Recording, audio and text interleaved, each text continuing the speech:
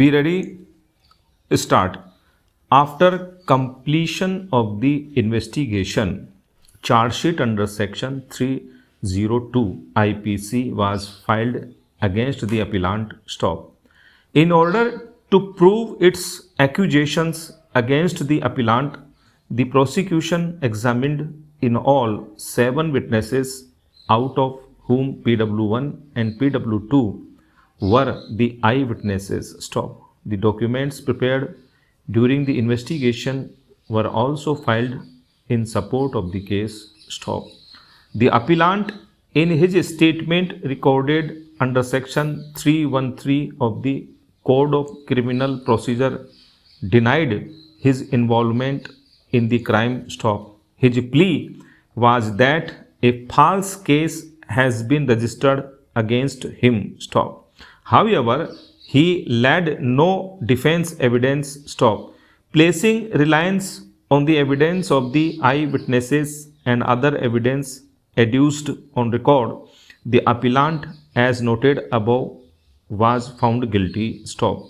The appeal of the appellant against his conviction came to be dismissed by the High Court. Stop. Mr. Arvind Kumar, learned counsel appearing on behalf of the appellant, submitted that the High Court committed a serious error in appreciating the evidence of the alleged eyewitnesses and undue importance to the recovery of the weapon of offense, knife, has been given. Stop. It was urged that the High Court has failed to take cognizance of the fact that no motive has been attributed to the appellant for commission of the offense.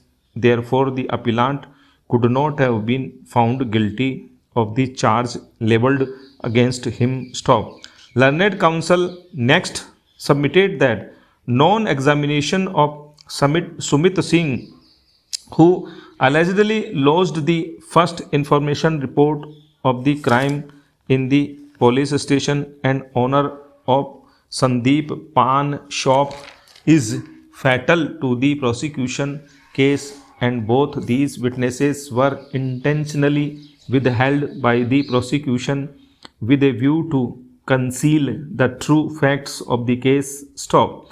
Thus, according to the learned counsel, the prosecution has failed to establish the charge of murder against the appellant beyond reasonable doubt. Stop. Per contra, Mr. Sushil Singh, learned counsel appearing on behalf of the state, supported the judgments of the courts below. Stop. Mr. Singh submitted that the evidence of the eyewitnesses, supported by other ocular and documentary evidence, has been rightly examined and appreciated by the trial court as well as by the High Court. Stop. He submitted that no adverse inference can be drawn against the prosecution for non-examination of the informant and other witness, because the prosecution has fully established the charge against the appellant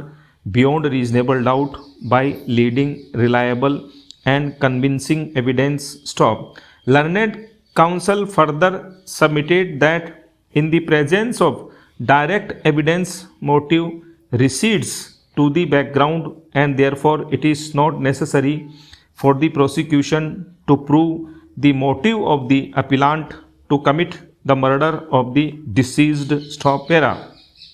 We are unable to accept the contention of the learned counsel for the appellant that the conduct of the eyewitnesses is unnatural, as they had not disclosed the genesis of the incident to the members of the family of the deceased on the same day, or they had not immediately reported the matter to the police. Stop.